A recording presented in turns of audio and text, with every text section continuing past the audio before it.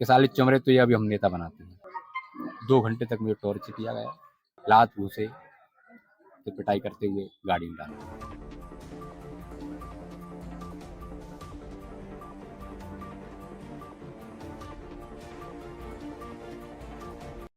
आज विशेष मुद्दे को लेकर हमने प्रेस वार्ता रखी। 14/3/2025 को गोदावरी गार्डन में एक सोनू खरे जाटव नाम के व्यक्ति की हत्या हुई, जिसमें परिजन जन परेशान थे और उनका ये कहना था कि जो सीसी कैमरे लगे हुए थे वो जब हत्या से 2 घंटे बाद सारा रिकॉर्ड डिलीट कर दिया गया, तो उनको पूरा संदेह था परिजनों को कि कहीं ना कहीं इस गार्डन के अंदर हत्या हुई है। तो इस बात को लेकर के एफआईआर दर्ज कराने की मांग कर रहे थे, लेकिन प्रशासन उनकी बात को नहीं सुन रहा था। तो तमाम लोगों से उन्होंने बोला, इसमें भीम आर्मी आजाद समाज पार्टी के लोग थे और अन्य लोग संगठन के लोग थे, वरिष्ठ जन भी थे। इन्होंने अपनी बात को रखा। सारे लोगों ने कहा चलिए हम आज छुट्टी है, कलेक्टर साहब से अपनी बात फरियाद करेंगे, क्योंकि जिले का मुखिया होता है, जिले का मालिक होता है। हम सारे लोग कलेक्ट्रेट बंगला पर गए। वहाँ पर कलेक्टर साहब नहीं थे, तो हम कुछ देर तक बैठे और अपनी बात को प्रशासन से कहा कि भाई इस प्रकार का जो कृत्य हुआ है, जो हत्या हुई है, उसकी एफआईआर दर्ज की जाए। लेकिन एफआईआर दर्ज तो नहीं हुई, न्याय तो नहीं हुआ और उल्टा पीड़ित परिवारजन पर लाठीचार्ज किया। इसमें जातिगत द्वेष भावना से मुझे मनोज कुमार सैमुअल, मुझे सरेआम एक जातिगत आधार पर उन्होंने बीच रोड पर लात घूसे से पिटाई करते हुए गाड़ी में डाला। भाई अगर हम चक्का जाम करते तो एक संविधान में नियम है कि भाई आप लाठीचार्ज करते, आप ले आते, लेकिन सार्वजनिक जगह पर आप इस प्रकार की हरकत की, वो ठीक नहीं थी। इसके बाद इन लोगों ने गाड़ी के अंदर मेरे गले में जो अभी गमछा है उसी से इन्होंने गला घोटने का प्रयास किया और थाने में ले जा रहे थे मुझे। तब थाने वालों से सूचना कर दी गाड़ी से कि हम मनोज सैमुअल को लेके आ रहे हैं और आप सीसी कैमरे को बंद कर दिए। तो वहाँ जब मुझे ले गए तो हवालात में बंदी बनाना चाहिए, गृह में रखना चाहिए, ना कि उनको अन्य जगह रखना चाहिए। तो इन्होंने कहीं रिमांड रूम ऊपर है, वहाँ पर किसी प्रकार के कैमरे नहीं, वहाँ मुझे रखा। करीबन 2 घंटे तक मुझे टॉर्चर किया गया, बेल्ट थे जो भी पट्टे से, और कहा कि साले चमड़े तो ये अभी हम नेता बनाते हैं, इस प्रकार के इनके शब्द थे। तो चंद्रशेखर ज्यादा बन रहा है। तो ये जो बढ़ते हुए आजाद समाज पार्टी भीम आर्मी के कद को और दलित समाज का जो नेतृत्व बढ़ रहा है, इनको ये कहीं ना कहीं अखर रहा है, खटक रहा है। इसी बात को लेकर के इन्होंने एक मूवमेंट को दबाने की कोशिश की और हमारे साथ इन तहसीलदार जो कुलदीप दुबे है, इसने मेरा गला पकड़ करके जातिगत अपमान किया। इसमें जेपी शर्मा ने मुझे लात घूंसे मारे, आप लोगों ने वीडियो में देखा है सभी ने। इस प्रकार का जो कृत्य किया है, इस कृत्य के लिए इनके ऊपर एफआईआर दर्ज की जाए। अभी आपने देखा होगा कुछ समय पहले नेशनल हाईवे पर करीबन एक समुदाय के विशेष वर्ग के लोगों ने 6 घंटे तक जाम रखा, लेकिन क्या किसी पर लाठीचार्ज की?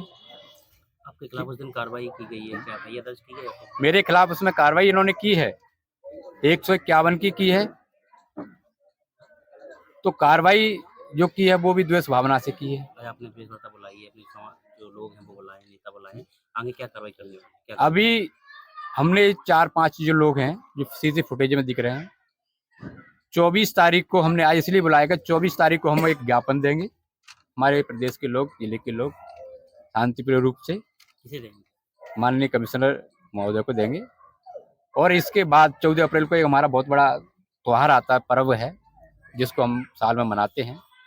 अगर 14 अप्रैल से पहले इन चारों लोगों के खिलाफ कार्रवाई नहीं की गई तो 14 अप्रैल के बाद हम बहुत बड़ा इस मुरैना जिले में आंदोलन करेंगे कि ये ऐसी हरकत करने वाले लोग आगे से कभी किसी भी दलित नेता पर या किसी के साथ भी अन्य अत्याचार करने से पहले सोचें। आप लोग अब मीडिया को ब्रीफ कर रहे हैं, आपके साथ जो पीड़ित परिवार है वो भी साथ में बैठा है इसमें? पीड़ित परिवार आज अपने उसको बच्चे को उसको लेकर गए थे, इसे कारणवश नहीं आ पाए। पीड़ित परिवार हमारे साथ है। भीम आर्मी बीएसपी शामिल है? अभी तो हमारी भीम आर्मी की ओर से, आजाद समाज पार्टी की ओर से ये हमारा 24 तारीख को जो ज्ञापन होगा, अगर हमारी बात को नहीं सुना जाएगा तो माननीय हमारे बड़े भाई चंद्रशेखर आजाद जी सड़क से लेकर संसद तक हम इस बात को रखेंगे और बहुजन समाज के लोगों के साथ बहुत बड़ा आंदोलन करेंगे। इसमें सभी दल हो सकते हैं शामिल। उस समय धरना प्रदर्शन में बीएसपी के जिलाध्यक्ष भी आपके साथ थे, लेकिन आज मौजूद नहीं है। अन्याय के खिलाफ आवाज नहीं उठा रहे, न्याय नहीं मांग रहे, ऐसा क्यों? क्या होता है कि जिस कारण आप लोग अकेले जो है लड़ाई लड़ते हैं और वो लोग जो है चुनाव के समय दिखते हैं? देखो, उनकी मानसिकता क्या है, उनकी मानसिकता को तो हम नहीं कह सकते, लेकिन हमारे भाई का स्पष्ट कहना है कि किसी भी वर्ग के साथ हो, अन्याय के साथ हमारी भीम आर्मी हमेशा रोड पर रहेगी, सड़क पर रहेगी। ये हमारा उद्देश्य है, उनका उद्देश्य का हमें नहीं पता। शहर के एक बड़े उद्योगपति हर बार बड़े-बड़े मंचों से बात करते हैं आपके समाज का साथ देने की। आखिर क्या कारण है कि अभी तक उनकी तरफ से कोई प्रतिक्रिया नहीं आई है? अब उनकी क्या है सोच है, दलितों के प्रति क्या है। कुछ लोगों का तो मानना है कि वोटी बैंक ही सब कुछ करते हैं, लेकिन भाई उनकी पार्टी है, उनके लोगों की गाइडलाइंस होती है, वो अपनी पार्टी के अपने गाइडलाइंस का कैसे फॉलो करते हैं वो नहीं पता। लेकिन हमारी गाइडलाइंस, हमारी पार्टी को, हमारे संगठन के नेता की सोच ये है कि किसी भी भाई के साथ अगर अन्याय होता है तो हम उसके साथ रोड पर और संसद में दोनों जगह है। ज्ञापन के में जो बीएसपी आपके साथ रहेगी क्या? अब इसमें हम नहीं कह सकते क्या है।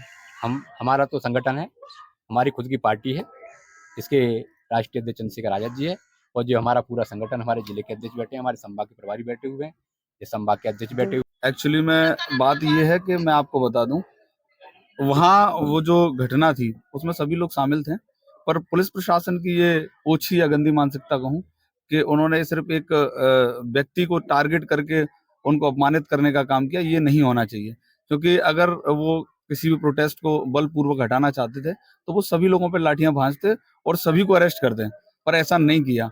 ये सवाल आपको मुरैना एसपी साहब से पूछना चाहिए कि ऐसा क्यों, एक व्यक्ति को चिन्हित करके उसको अपमानित क्यों किया गया, और जिन लोगों ने अपमानित किया उनके खिलाफ अभी तक कार्रवाई क्यों नहीं हुई। प्रशासन और कानून जो है ना जनता के लिए है, जनता से बड़ा कानून नहीं है। दूसरी बात, अभी आप पूछ रहे थे कि बीएसपी और एएसपी, तो मैं आपको बता दूं कि हमारे दल के नेता जो हैं वो चंद्रशेखर आजाद साहब हैं और बहुजन समाज पार्टी के जो नेता हैं वो आदरणीय बहन कुमारी मायावती जी हैं, और हम भी उनका सम्मान करते हैं, पर हम दोनों के दल अलग हैं, हम दोनों की गाइडलाइंस जो है ना अलग अलग हैं। उनके काम करने का तरीका क्या है मुझे नहीं पता, पर हमारा काम करने का तरीका ये है कि पूरे देश में कहीं भी शोषण होता है, चाहे वो किसी भी जाति के, चाहे किसी भी धर्म के व्यक्ति के साथ हो, वहां जब भी अन्याय के खिलाफ आवाज उठाने का काम करते हैं तो वो सबसे पहले भीम आर्मी और आजाद समाज पार्टी के कार्यकर्ता उस आवाज को उठाने का काम करते हैं।